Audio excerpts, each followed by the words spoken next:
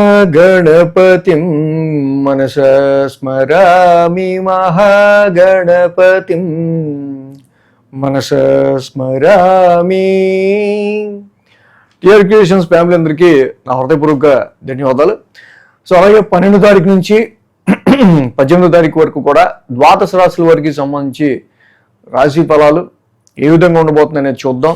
July మాసంలో 12వ తారీఖు నుంచి 18వ తారీఖు వరకు కూడా. సో ఈ మాసం మెయిన్గా మనం చూస్తే కనుక గ్రహాల యొక్క ట్రాన్సిట్ ఎలా, ఈ వారంలో గ్రహాల ట్రాన్సిట్ ఎలా ఉందో చూస్తే కనుక ఇక్కడ కుజుడు వృషభ రాశిలో సంచారంలో ఉన్నారు. అలాగే రవి బుధులు మిథునంలో, బుధుడు రెట్రగ్రేషన్ వక్ర స్థితిలో ఉన్నారు. ఇక గురువు గారు ఉచ్చ స్థితిలో కర్కాటక రాశిలో కంటిన్యూ అవుతున్నారు. ఇక శుక్రుడు సింహరాశిలోను, కేతువు సింహరాశిలో సంచారంలో ఉన్నారు. రాహు కూడా కుంభరాశిలో, ఇక శని మీనరాశిలో. మొత్తంగా ఈ విధంగా గ్రహాల యొక్క సంచారం మనకు కనిపిస్తుంది. చంద్రుని యొక్క గమనం కూడా మనం చూస్తే కనుక ఇక్కడ వృషభం, మిథునం, కర్కాటకం, సింహం ఈ 4 రాశుల మీదుగా చంద్రుని యొక్క గమనం కూడా, గోచారం కూడా మనకు కనిపిస్తూ ఉంది.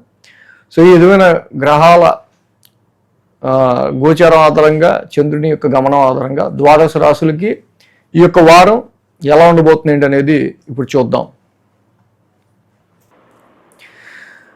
మకర రాశి వారికి చూద్దాం. మకర రాశి వారికి తృతీయంలో శని, షష్టమంలో రవి, షష్టమంలో బుధుడు, అష్టమంలో శుక్రుడు, మొత్తంగా 4 గ్రహాల యొక్క అనుకూలత మకర రాశి వారికి ఉంది. ఇప్పుడు మెయిన్గా వీళ్ళకి ఏలినాడు శని అయిపోయి తృతీయంలో శని రావటం, రాశ్యాధిపతి అయ్యి. సో డెఫినెట్గా సెల్ఫ్ ఎఫర్ట్స్ అనేవి ఈ రాశి వాళ్ళకి పెట్టే ఆస్కారాలు ఎక్కువగా ఉండటం, ఏలినాడు శని నడిచిన తర్వాత పరిస్థితుల రీత్యా వస్తున్న ప్రతి కష్టాన్ని కూడా సరే ఏదైనా సరే ఇక మనం వచ్చిన అవకాశాన్ని వదులుకోకుండా దీని గురించి మనం కష్టపడదాం అనే విధంగా మొత్తంగా అలా ముందుకు వెళ్తూ ఉండే పరిస్థితులు మనకు ఎక్కువగా కనిపిస్తూ ఉన్నాయి. ఇదే సమయంలో ఈ రాశిలో శని యొక్క సంచారం, రాశ్యాధిపతి శని తృతీయ స్థానం సంచారం వల్ల రిస్ట్రిక్టెడ్ యువర్ రిలేషన్షిప్స్, రిలేటివ్స్, బంధువులకి సంబంధించిన కావచ్చు, సర్వెంట్స్కి సంబంధించిన విషయాలు కావచ్చు, చాలా విషయాల్లో కంప్రెస్డ్ మీకు హెల్ప్ చేసే సందర్భాలని, హెల్ప్ చేసే వాళ్ళని చాలా వరకు కంప్రెస్ చేసే ఆస్కారాలు శని కనిపిస్తున్నాయి. సో దానివల్ల ప్రతిదీ మీరే ఎఫర్ట్ పెట్టుకుని ముందుకెళ్లాల్సి వచ్చే ఆస్కారాలు ఉన్నాయి. రవి బుధుల యొక్క సంచారం జనరల్గా ఈ రాశికి ఓకే, బుధుడు ఓన్ హౌస్ లార్డ్, రవి బుధులు రెండూ కూడా ఇక్కడ 6th హౌస్లో ఉండవు. Sun is flame, fire, burn, అలాంటి ప్లానెట్ రుణరోగ శత్రుస్థానమైన ఈ స్థానంలో నడవటం, ఇది తప్పకుండా ఇది మీ శత్రువులకి, మీ కాంపిటీటర్స్కి, ఎనిమీస్కి మాత్రం ఇది వాళ్ళకి ఎఫెక్టివ్ రిజల్ట్. వాళ్ళకి మాత్రం చాలా వరకు కూడా ఈ యొక్క ట్రాన్సిట్ వల్ల డెఫినెట్గా మీ శత్రువులకి అది చాలా వరకు కూడా మైనస్గా మనం చెప్పచ్చు. సో అలాగే అష్టమంలో శుక్రుడి యొక్క సంచారం కూడా కనిపిస్తూ ఉంది. ఇన్ జనరల్ ఈ రాశి వాళ్ళకి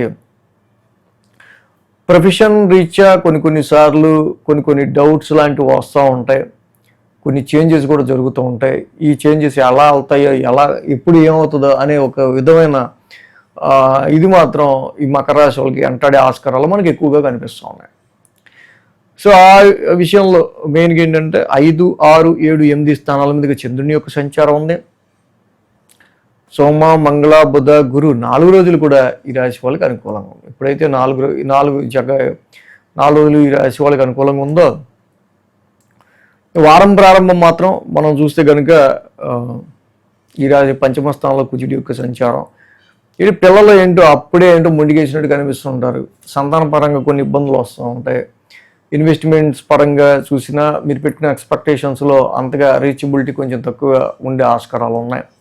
సో కాబట్టి ఈ టైంలో వీటికి సంబంధించిన విషయాల్లో కొంచెం న్యూట్రలైజ్డ్గా మీరు ముందుకెళ్ళడమే మంచిది. సో అలాగే ఇక్కడ సోమ, మంగళవారాలు ముఖ్యంగా చూస్తే మనకి షష్టమ స్థానంలో చంద్రుని యొక్క సంచారం. చంద్రుడు షష్టమంలో యోగిస్తాడు, రవి యోగిస్తాడు, బుధుడు యోగిస్తాడు. So this is very good time. But ఇక్కడ హెల్త్ ఇంప్రూవ్మెంట్కి కూడా కొన్నిసార్లు బాగా సహకరిస్తుంది. అండ్ డిఫీటింగ్ యువర్ ఎనిమీ, శత్రువుల పని విజయానికి కోర్టు కేసెస్ కావచ్చు, ఇతరత్ర కొన్ని విషయాల్లో పాజిటివ్నెస్ని క్రియేట్ చేయడానికి ఇక్కడ చాలా వరకు ఆస్కారాలు ఉంటాయి. At the same time daily routines కొంచెం ఎక్స్పెన్సెస్తో కూడుకుని ఉంటాయి, కొన్ని ఖర్చులతో కూడుకుని ఉంటాయి. అలాగే బుధ, గురువారాలు చూస్తే 7వ స్థానంలో చంద్రుని యొక్క సంచారం. ఇన్ జనరల్గా గురుడు న్యాచురల్ ట్రాన్సిట్లో సప్తమ స్థానంలో యోగిస్తాడు. సో కాబట్టి ఈ టైంలో వ్యాపారం అభివృద్ధి దిశగా వెళ్తుందా, మ్యారిటల్ లైఫ్ ఎలా ఉంది, మన కొలీగ్స్తో, కోవర్కర్స్తో, ఇతరులతో కాంట్రాక్ట్స్ విషయాల్లో మనకి ప్లస్ ఉందా మైనస్ ఉందా ఒకసారి చూసుకుంటా. ప్లస్ ఉంటే కనుక తప్పకుండా మీకు ఇంకా మంచిగా వీటిలో ఎక్స్పాన్షన్ అనేది జరిగే ఆస్కారాలు పాజిటివ్గానే మనకు కనిపిస్తూ ఉన్నాయి. శుక్ర శనివారాలు చూస్తే కనుక అష్టమ స్థానంలో చంద్రుని యొక్క సంచారం.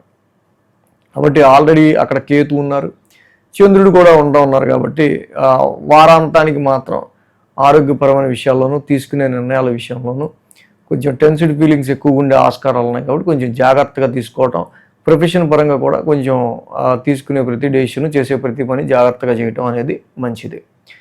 సో ఈ విధంగా ఈ రాశికి మెయిన్ పంచమ కుజదోషం, మెయిన్గా ఇక్కడ సుబ్రహ్మణ్య స్వామి ఆరాధన చేసుకోవడం చాలా మంచిది. అలాగే అష్టమ కేతు దోషం ఈ రాశి వాళ్ళకి మెయిన్గా కేజింపావు ఉలవలు ఒక రంగురంగుల వస్త్రాన్ని మంగళవారం సుబ్రహ్మణ్య స్వామి గుళ్ళి అభిషేకం చేసుకుని దానం ఇస్తే మంచిది. కేతున ఉగ్రశాంతి మంత్రం చదువుకున్న, ఆ రాహు కూడా బాగుండలేదు కాబట్టి రాహుకేతువులు ఇద్దరికి జంట నాగులు ఉన్న చోట పాలాభిషేకం చేసిన చాలా మంచిది. సో కాబట్టి చేయలేని పక్షంలో ఈ గ్రహాలకి నవగ్రశాంతి మంత్రం చదువుకున్నా మంచిది. కాబట్టి అది మనం డిస్క్రిప్షన్లో ఇచ్చాం, నవగ్రశాంతి మంత్రాలు కావాల్సి చూసుకుని డిస్క్రిప్షన్లో చదువుకోవచ్చు. ఈ వీడియో కనుక మీకు నచ్చినట్లయితే లైక్ చేయండి, షేర్ చేయండి. మరిన్ని అప్డేట్స్ కోసం సబ్స్క్రైబ్ చేయడం మాత్రం మర్చిపోకండి.